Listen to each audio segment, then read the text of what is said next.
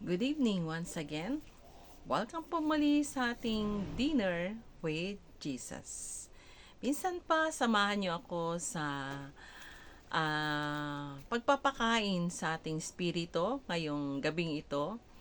At sikapin nating mabusog ang ating spirito sa pamamagitan ng pakikinig at pagbubulay ng kanyang salita.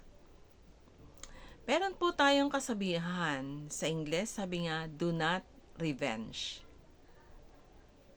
O huwag maghihiganti. No? Paano naman kung gumagawa ng mabuti, pero ginawan ka pa rin ng masama? Marami pong pagkakataon na ganyan. Ano po? Na mabubuti ang ginagawa natin, nagbibigay tayo ng mga favors, pero still, nakakaani pa rin tayo ng hindi tama. Sabi nga po, sa Roma 12:19, if ever na merong pangyayaring ganito sa inyo, mga minamahal, huwag kayong maghihiganti. Ipaubaya ninyo iyon sa Diyos sapagkat nasusulat, akin ang paghihiganti. Ako ang gaganti, sabi ng Panginoon. Maliwanag po, na if ever na meron kayong ginagawan ng mabuti, pero still, niloloko niya kayo, gumagawa siya ng hindi karapat-dapat sa inyo, huwag kayong mag-alala. Dahil sabi ng Panginoon, ako ang maghihiganti. Ako ang gaganti, sabi niya. No? At kaiba pag ang Diyos ang gumanti.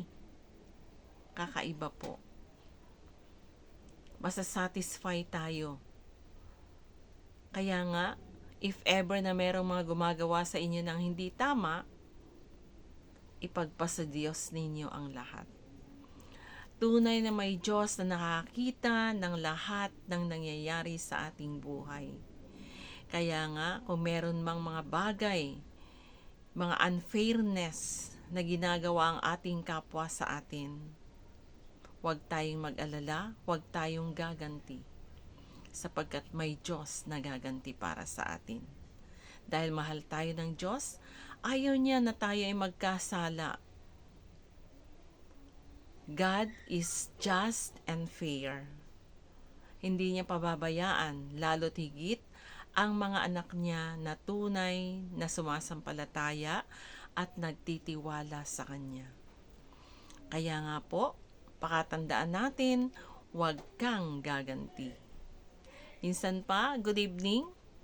At nawa po ay nabusog kayo sa maikling pagbubulay ng salita ng Diyos. Sa muli po,